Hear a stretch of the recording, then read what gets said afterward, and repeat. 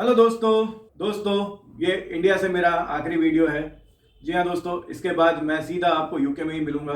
And ठीक है, अभी तो कोई रोना धोना इमोशनल में नहीं होने वाला, लेकिन खैर अभी तो मैं यहाँ पर हूँ तो खैर तो अभी तो मेरा मूड अच्छा है, ठीक है। लेकिन यस, 2-3 दिन में मेरी फ्लाइट है, उसके बाद देखते हैं फिर कैसा रहेगा। तो अब दोस्तों, आज के वीडियो में जो मुझे बात करनी थी वो ये है कि अक्सर मुझसे पूछा जाता है कि भाई यूके में हम कौन सा कोर्स करें, किस चीज़ की डिमांड ज़्यादा है, क्या हम ऐसा करें जिससे हमारे पीआर के चांसेस, हमारे सेटलमेंट के चांसेस बढ़ जाएं। तो आज के वीडियो में हम इन सब चीज़ों के बारे में बात करने वाले हैं, तो बने रहिए इस वीडियो पे। मेरा नाम है ईशान मलिक, आप देख रहे हैं चलो यूके चैनल। तो दोस्तों, आपने थंबनेल एंड टाइटल पर से तो देख ही लिया है कि भाई मैं किन चीजों के बारे में बात करने वाला हूँ। जी हाँ दोस्तों, जैसे इंडिया में हमारे पेरेंट्स लोग हमको बहुत बोलते रहते हैं ना, बेटा इंजीनियरिंग कर लो, बेटा डॉक्टरी कर लो, बेटा ये कर लो, वो कर लो, बहुत स्कोप है। तो दोस्तों, यूके में जो है सबसे बढ़िया या सबसे ज्यादा स्कोप अगर किसी डिग्री, किसी कोर्स, किसी चीजों का है तो वो है इंजीनियरिंग कोर्सेज, मैथमेटिक्स कोर्सेज, या हम एक वर्ड में बोले तो उसका है स्टेम, STEM, यानी science, technology, engineering and mathematics. इन सब कोर्सेज के अंदर अगर आप अपने आप को एनरोल करते हैं तो यूके में आपके सेटलमेंट के चांसेस ज्यादा बन जाते हैं। बाय द वे, ये कहना मेरा नहीं है, ये हमारे इंडिया के जमाए और यूके के प्राइम मिनिस्टर ऋषि सुनक ने कहा है। ये बात मैं नहीं कह रहा हूं, ये मैं वो अंकलों वाली बातें बिल्कुल नहीं कर रहा हूं। लेकिन अभी हो क्या रहा है यूके में कि भाई यूके में जो है इन सब कोर्सेज की या इन सब स्किल्स की बहुत ही शॉर्टेज चल रही है। अगर आप शॉर्टेज ऑक्यूपेशन लिस्ट भी जाके चेक करेंगे अगर यूके की, तो वहां भी आप पाएंगे कि ज्यादातर जो डिमांड्स है वो इन्हीं कोर्सेज के थ्रू आती है।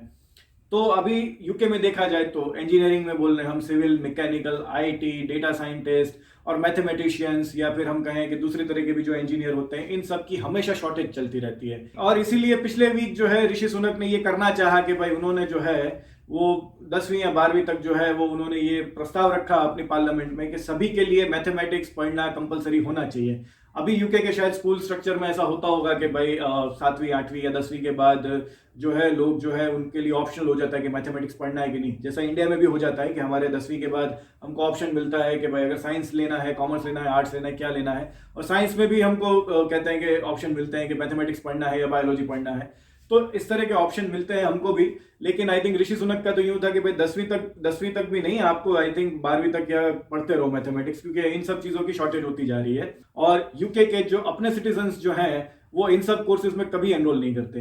जी हाँ दोस्तों, ये तो मैं अपना पर्सनल एक्सपीरियंस भी बता रहा हूँ। मैंने भी जो यूनिवर्सिटी में पढ़ाई करी है, ऑफकोर्स मैंने मैनेजमेंट की पढ़ाई करी है, लेकिन हमने देखा था कि भाई जो भी कंप्यूटर साइंस की जो डिग्री रहती है, या इवन मैकेनिकल है, सिविल है, इस तरह के कोर्सेज में ब्रिटिशर्स कम एनरोल करते हैं compare to Indians, Pakistanis, Bangladeshis और इवन चाइनीज लोग भी। क्योंकि चाहे हमारी कंट्री है या कोई भी दूसरी कंट्री है, हम लोग समझते हैं इन कोर्सेज की वैल्यू, हम लोग जानते हैं। और कहीं ना कहीं कहें कि हमारा कल्चर भी हमको इस तरह से बिल्डअप हुआ है कि भाई हम लोग ऐसे जो कोर्सेज हैं, जो कहें कि हाई डिमांड कोर्सेज हैं या जॉब डिमांडिंग कोर्सेज जो हैं, हम इनके पीछे ज्यादा जाते हैं। इसी चीज के साथ जो यूके के जो बुद्धिजीवी लोग हैं ना, इन्होंने एक बात कही है कि भाई जैसे जो देश ज्यादा इकोनॉमिकली डेवलप हो जाता है ना, वहां के बच्चे या वहां का यूथ जो है वो इस तरह के जो डेवलपिंग कोर्सेज होने चाहिए जो एक कंट्री को आगे ले जाए, ऐसे कोर्सेज में फिर एनरोल नहीं करते हैं।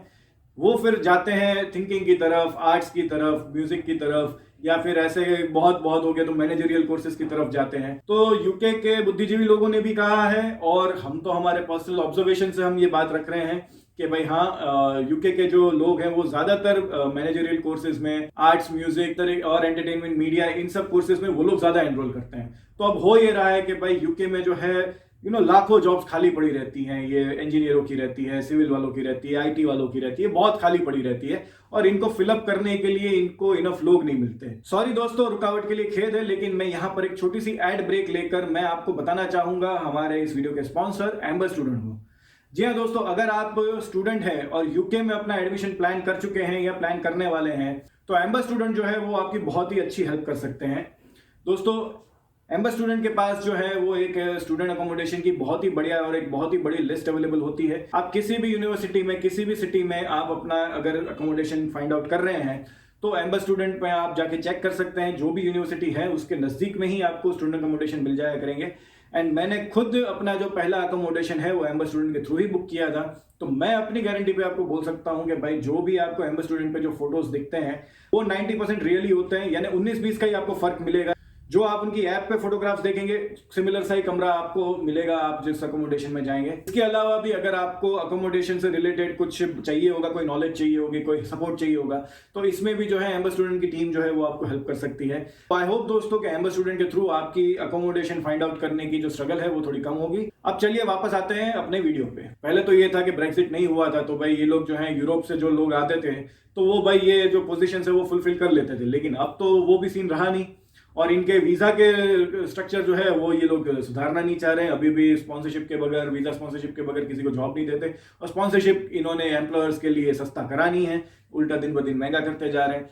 तो इस तरह से इकोनॉमिकली इन्होंने जाल बुन रखा है और अपने वीजा स्ट्रक्चर को इतना कॉम्प्लिकेटेड कर रखा है कि होता यही है कि भाई यूके चाहे तो भी प्रोग्रेस नहीं कर पाता, लेकिन अगले 1-2 सालों में अगर इन्होंने या तो अपने वीजा रूल्स को थोड़ा कहेंगे रिलैक्स नहीं किया या एटलीस्ट अपनी जो शॉर्टेज ऑक्यूपेशन है उनके लिए भी अगर रिलैक्स नहीं किया तो आने वाले टाइम में बहुत ही प्रॉब्लम होने वाली है। बाय द वे ये सब चीजें मैं नहीं कह रहा हूं, ये अगेन इंडिया के दामाद और यूके के प्राइम मिनिस्टर ऋषि सुनक का कहना है, मैं नहीं कह रहा हूं।